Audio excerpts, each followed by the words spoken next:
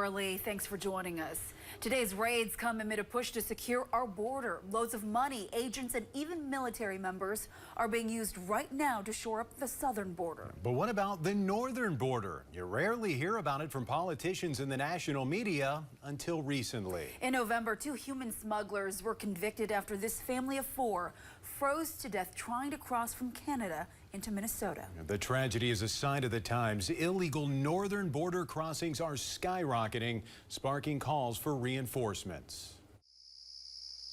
Mid-February at the Texas-Mexico border, temps in the 70s.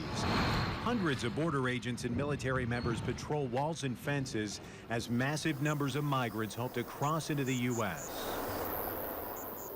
Mid-February at the Minnesota-Canada border, temps in the teens below zero. Good to see you. Good to see you. A handful of agents patrol a frozen rainy lake.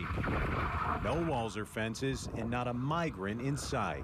This is going to be a popular place for encounters, correct? Yeah. But agent in charge Michael Garza, who's worked at both borders, says don't be fooled by the quiet. They'll try and blend in with some of our locals, hoping that they won't draw too much attention to themselves. Garza was a border agent in Eagle Pass, Texas for 14 years. Now in his second year here, he's dealing with a serious dive in temperatures and a steep rise in illegal crossing attempts. All these individuals that we apprehend, they're all different in some way. Garza's station alone is responsible for 170 miles of international border from War Road to Grand Marais. It's an area increasingly targeted by migrants trying to cross illegally.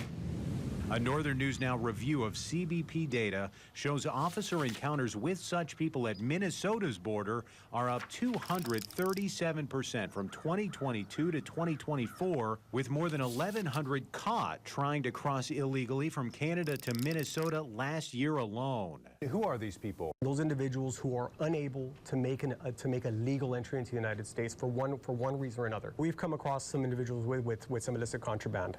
Fentanyl? The fentanyl epidemic is going to be something that we are very invested in. I'm just going to tell you flat, pure and simple, we are identifying some contraband that is making it into the country, and any little bit that gets in is enough to be a concern for national security. We are headed to Voyageurs National Park. David Marcus has also worked as an agent at both borders. He says a big reason for the sudden increase in attempted crossings is human and drug smugglers think a cross from Canada to the U.S. is easier than down south. Some people are approached and are told by smuggling organizations that they can get them through the northern border. Some people think it on their own. And apparently that's also true of terror suspects. Terror-related encounters at and between northern border ports of entry are up more than 500% from 2021 to 2024. 361 people with terror-related records were stopped trying to get into our country from Canada last year alone, many thinking it's the easiest route. I think it's a common misconception. Now, we're told this part of the Rainy River, just outside of International Falls, is one of the locations where people regularly try to illegally cross into the United States. And with such crossings increasing now, there are new calls to increase staffing and agents patrolling the border.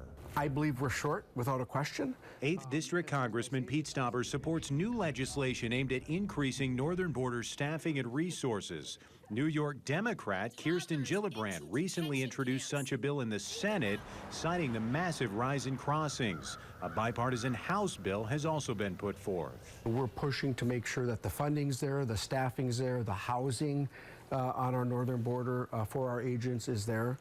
To make it attractive to be able to work. And both those bills are sitting in Washington, and patrol staffing hasn't risen any amid the rise in smuggling and crossings. In 2019, there were about 200 agents working the Minnesota and North Dakota borders.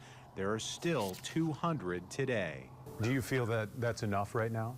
To have absolute 100% domain awareness of my area of responsibility, we would definitely benefit from having more boots on the ground, absolutely.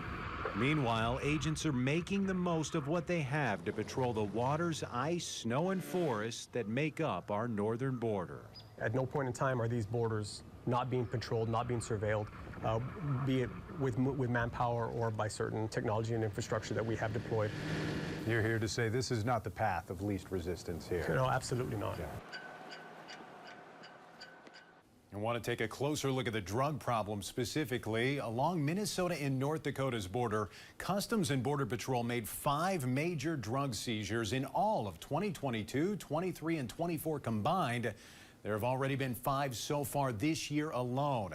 As for possible help from Washington, a northern border security bill passed the Senate last June, but it's been sitting in the House with no movement ever since. The new GOP budget plan calls for billions in new border security spending.